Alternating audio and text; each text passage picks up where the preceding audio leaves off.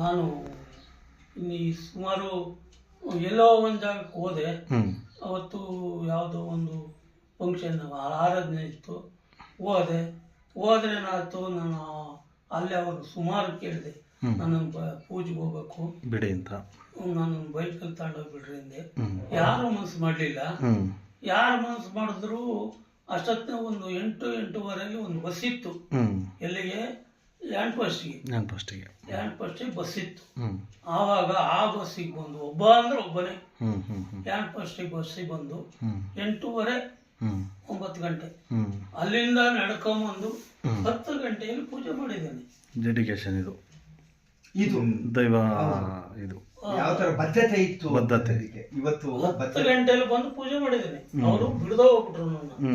ಯಾರು ಒಬ್ರು ಬಿಡ್ಬೋದಿತ್ತು, ಆದ್ರೂ ಅವರು ನನಗೆ ಯಾರು ಮನಸ್ಸು ಮಾಡ್ಲಿಲ್ಲ. ಅವಾಗ ಒಂದು ಬಸ್ ಇತ್ತು. ಬಸ್ ತಪಸ್ಸಿದ್ದಂಗೆ ಪೂಜೆ ಮಾಡೋದು ಅಷ್ಟು ತಪಸ್ಸು ಸರಿ. ಮಡಿವಂತಿಕೆ ಯಾವಾಗಲೂ ಇದ್ ಮಾಡ್ಬೇಕು, ನಿರ್ವಹಣೆ ಮಾಡ್ಬೇಕು. ಬೇಕು ಒಲ್ಲದ ಮನಸ್ಸಲ್ಲಿ ಮಾಡಕ್ಕಾಗಲ್ಲ, ಸಾಧ್ಯವೇ ಇಲ್ಲ. ಪ್ರೆಸೆನ್ಸ್ ಆಫ್ ಮೈಂಡ್ ಅಲ್ಲಿ ಇರ್ಬೇಕು. ಅವನು ಒಂದೇ ಮಾರವು ತಂದು ಕೊಡ್ಲಿ, 10 ಮಾರು ತಂದು ಕೊಡ್ಲಿ, ಅದಕ್ಕೆ ತಕ್ಕನಾಗೆ ಪೂಜೆಯನ್ನು ಮಾಡುವರಲ್ಲ. ಒಲ್ಲದ ಮನಸ್ಸಿನಲ್ಲಿ ಮಾಡಕ್ಕೆ ಇಲ್ಲ, ಸಾಧ್ಯವೇ ಇಲ್ಲ. ದೇವಸ್ಥಾನ ಶುಚಿತ್ವದಿಂದ ಹಿಡ್ಕೊಂಡು ಪ್ರತಿಯೊಂದನ್ನು ಸರಿ ಒಬ್ಬ ಭಕ್ತಾದಿ ಯಾವತ್ತೋ ಒಂದು ದಿನ ಮಾಡಬಹುದು, ಮತ್ತೊಂದು ದಿನ ಮಾಡಬಹುದು, ಅವನಿಗೆ ಇಷ್ಟ ಬಂದಿನ ಮಾಡಬಹುದು. ಆದ್ರೆ ನಿತ್ಯ ಕಾಯಿಕವಾಗಿ ಅದನ್ನು ಸ್ವೀಕರಿಸಿ ನಿತ್ಯದಲ್ಲಿ ಸತ್ಯವನ್ನು ಉಳಿಸ್ಕೊಂಡು ಮಾಡಿರ್ತಕ್ಕಂತ ಈ ಒಂದು ಸಾಧನೆ. ಊಟ ತಿಂಡಿಗೆಲ್ಲ ನಿಮ್ಗೆ ತಡವಾಗ್ತಿರ್ಲಿಲ್ವೇ ಅವಾಗ? ಅದು ಸಹ ಆರೋಗ್ಯ ಪರಿಣಾಮ ಆಗಿರುತ್ತೆ. ಅದರಿಂದ ನೀವು ಉಪವಾಸ ಕಟ್ಕೊಂಡು ಮಾಡಿರ್ತೀರಿ, ಹಾಗಾಗಿ ಒಂದು 11 ಗಂಟೆ ಮೇಲೆ ಊಟ ಮಾಡೋದು, ತಿಂಡಿ ತಿನ್ನೋದು. 11 ಅಂತಲ್ಲಪ್ಪ, ಶನಿವಾರ ದಿವಸ ಪ್ರಸಾದ ಕೇಳಕ್ ಕುತ್ಕೊಂಡ್ರೆ 1 ಗಂಟೆ ಆದ್ರೂ ಇದಾಗ್ತಿರಲ್ಲ. ಮಧ್ಯಾಹ್ನದ ಊಟದ ಸಮಯ ಆಗೋಯ್ತು. ಮಧ್ಯಾಹ್ನದ ಊಟದ ಸಮಯ ಎಷ್ಟೋ ದಿನ ಆಗಿದೆ ಹಂಗಾರೆ. ಬೇಕಾದಷ್ಟು ದಿನ ಆಗಿದೆ. ರಾತ್ರಿ ಬರೋದು ಒಂದು 9 ಗಂಟೆ ಮೇಲಂತೂ ಆಗಿರುತ್ತೆ. 9 ಗಂಟೆ 12 ಗಂಟೆ ಕತೆ ಇದ್ದಿದ್ದಿನಂತೂ 12 ಗಂಟೆ ಮೇಲೆ ಆಗಿರುತ್ತೆ. 12 ಗಂಟೆ ಊಟ ಇಲ್ಲ, ಅಲ್ಲೇ ಕೂಡ ಪ್ರಸಾದನೇ ಊಟ ಆಗಿರುತ್ತೆ. ಆಗ ಕತೆ ನಿಂತ ಮೇಲೆ, ಕತೆ ಆದ್ಮೇಲೆ ಈಗ ಕತೆ ಮಾಡಕ್ ಕುತ್ಕೊಂಡ್ಬಿಡೋರು. ನವಗ್ರಹ ಮುಗಿಸ್ಕೊಂಡು ಹೋಗ್ಬೇಕು, ಇಲ್ಲಾಂದ್ರೆ ಅಷ್ಟೊಳಗೆ ನವಗ್ರಹ ಬಂದ್ಬಿಡೋದು. ನವಗ್ರಹ ಪೂಜೆ ಮಾಡ್ಲೇಬೇಕು. ಎಷ್ಟೋ ಸಲ 12 ಗಂಟೆ ಮೇಲೆ ಹೌದು ಶ್ರೀಗಳು ನಾವು ಎಷ್ಟೋ ಜನ ಆ ದಿನ ಪ್ರತಿ ನವಗ್ರಹಕ್ಕೂ ಎದ್ದು ಮಂಗಳಾರತಿ ಬೆಳಗ್ಗೆ ದೇವ್ರ ನೆನೆಯವರಲ್ಲ, ಹೌದು ಅದು ಇಂಪಾರ್ಟೆಂಟ್. ನವಗ್ರಹ ಪೂಜೆ ಮಾಡುವಾಗ ನಾವು ದೇವತೆಗಳಿಗೂ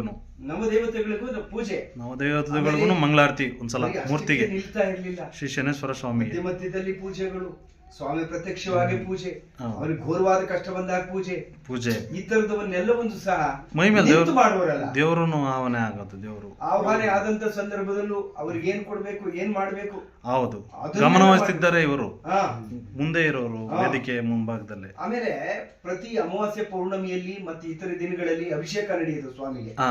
ಪ್ರತಿ ವಾರಕ್ಕೊಬ್ರು ಸೇವಾರ್ಥದಾರರ ಪಟ್ಟಿ ಇತ್ತು, ಪಟ್ಟಿ ಆ ಪ್ರಕಾರದಲ್ಲಿ ಬಂದಾಗ ಅರ್ಚಕರು ಬರೋರು, ಪೌರೋಹಿತರದವರು ಬಂದ್ರು ಮೂಲವಾಗಿ ಅವ್ರಿಗೆ ಏನು ಸಲಕರಣೆಗಳನ್ನು ಹೊಂದಿಸಿ ಸಿದ್ಧ ಮಾಡಿರ್ಬೇಕು. ಅದನ್ನ ಪೂಜೆ ಇರೋರಿಗೆ ಮಾಹಿತಿ ತಲುಪಿಸ್ಬೇಕು. ಹೌದು, ಅವ್ರಿಗೂ ಹೇಳ್ಬೇಕು. ಪೂಜೆ ಮಾಡ್ಸರ್ಗೆ ಹೇಳ್ಕೋಬೇಕು.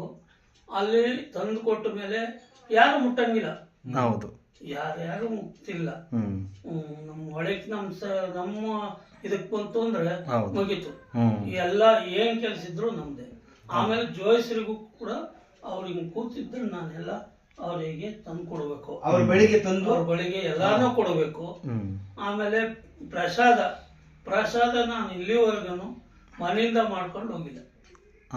ದೈವಸ್ಥಳದಲ್ಲೇ ತಯಾರು ಮಾಡೋದು, ಅಲ್ಲೇ ತಯಾರು ಮಾಡ್ಬೇಕು. ಅಲ್ಲೇ ಒಂದು ಎಡೆ ಮಾಡಿ ಸ್ವಾಮಿಗೆ ಒಂದು ಪೊಂಗಲಾಗ್ಲಿ, ಒಂದು ಬೇರೆ ಹಾಲು ಮೊಸರು. ನಾನ್ ನೋಡ್ದಂಗೆ ಕುಟುಂಬದ ಸದಸ್ಯರನ್ನು ಸೇರಿಸ್ಕೊಂಡಿಲ್ಲ ಅಣ್ಣ. ಇಲ್ಲ ಪೂಜಾ ಕೈಂಕರ್ಯಗಳೊಳಗೆ ನೀನ್ ಮಾಡು ಅಂತ ಹೇಳಿಲ್ಲ, ಫ್ಯಾಮಿಲಿಯವರು ಇರ್ತಿದ್ ನಾನು ನೋಡಿ. ಇವರು ಅಷ್ಟು ಮಡಿವಂತಿಕೆ, ಅಲ್ಲಿ ಶ್ರದ್ಧಾ ಭಕ್ತಿಯಿಂದ ಮಾಡಿದ್ರು. ಆಮೇಲೆ ಇನ್ನೊಂದು ಮಂಜು ಅವರೇ, ಶಂಭಣ್ಣವರನ್ನ ಹಲವು ದೃಷ್ಟಿಕೋನಗಳಲ್ಲಿ ನಾವು ನೋಡ್ತಾ ಇದ್ದೀವಿ. ಬರೀ ಅರ್ಚಕರಾಗಿ ಅಲ್ಲ, ಅವರೊಬ್ಬರನ್ನ ಕಲಾವಿದರಾಗಿ ನೋಡಿದಾಗ ನಮ್ಮ ಜೊತೆ ಸೇರ್ಕೊಂಡು ಅವರು ಹೇಳ್ತಕ್ಕಂಥ ಭಜನೆಗಳು, ಅವರು ದಮಡಿ ವಾದಕರಾಗಿದ್ರು, ತಬಲವನ್ನು ನುಡಿಸುವಂತರಾಗಿದ್ರು. ಮತ್ತೆ ಯಾವ್ದೇ ಸನ್ನಿವೇಶಕ್ಕೆ ಜಾಯ್ನ್ ಆಗೋರಲ್ಲಿ, ಜಾಯ್ನ್ ಆಗೋರು, ಯಾವ್ದೇ ಸನ್ನಿವೇಶಕ್ಕೆ ಪ್ರಿಪೇರ್ ಆಗ್ತಿರಲ್ಲ, ಹಂಗೆ ಕೇಳಿಸ್ಕೊಂತಾನೆ ಇರೋರು ಪೂಜೆ ಮಾಡ್ತಾ ಬಂದ್ ನಿಮಗೆ ಪದ ಕೊಡು, ಬಾಯ್ ಹೇಳ್ಬಿಡು. ಇವತ್ತೇನಾದ್ರು ನಮ್ ಟೀಮ್ ನಲ್ಲಿ ನಾವು ನಮ್ಮ ಸ್ನೇಹಿತರುಗಳೆಲ್ಲ ಮಿಸ್ ಮಾಡ್ಕೊಂತ ಮಾಡ್ತಾ ಇದೀವಿ, ಹೌದು, ಏನೋ ಒಂದ್ ಮಾಡ್ತಿದೀವಿ ಅಂದ್ರೆ ಇದರ ಹಿಂದಿನ ಪ್ರೇರಣಾ ಶಕ್ತಿ ಶಂಬೇಗೌಡರು. ಹೌದೌದು, ಇವರು ತತ್ವವನ್ನು ಯಾಗ ಆಡ್ಬೇಕು, ಮುಂದಿನ ಕಾಲದಲ್ಲಿ ಯಾಗ ತಿದ್ದಿದ್ದಾರೆ. ಹೌದು, ಶ್ಲೋಕವನ್ನು ಯಾವಾಗ ಆಡ್ಬೇಕು.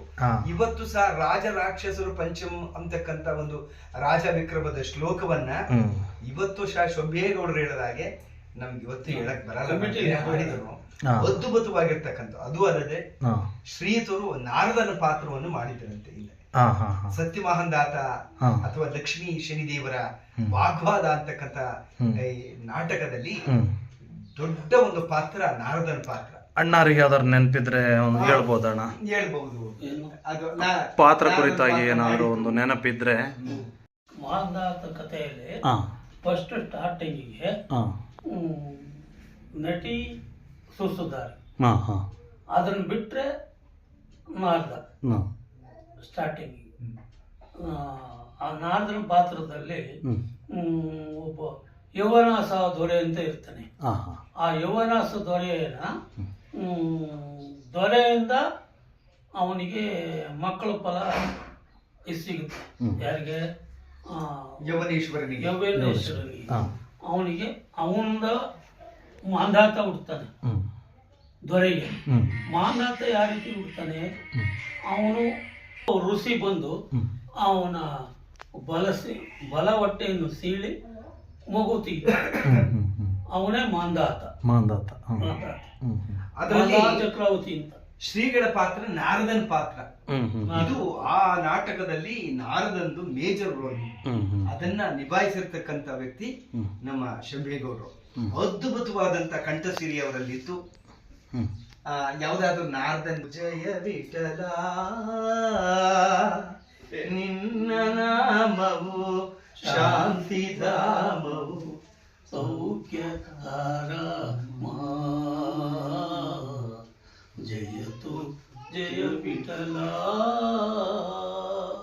ಪಾವನಾಂಗ ಪಾವನಾಂಗ ಪಂಡರಿನಾಥ ಪಾದ ಸೇವಾ ಪುಣ್ಯಮಿನೀತ ಕರುಣಿಸಿ ಬಾರಯ್ಯ ದರ್ಶನ ತೋರಯ್ಯ ಕರುಣಿಸಿ ಬಾರಯ್ಯ ದರ್ಶನ ತೋರಯ್ಯ ನೀನೆನ್ನ ಪಾದವಯ್ಯ ಪಾಂಡುರಂಗ ಪಾಂಡುರಂಗಯ್ಯ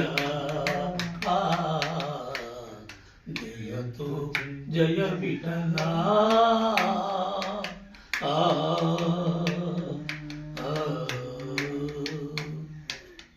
ರಾಜ ರಾಕ್ಷಸರು ಪಂಚಂ ನೀರು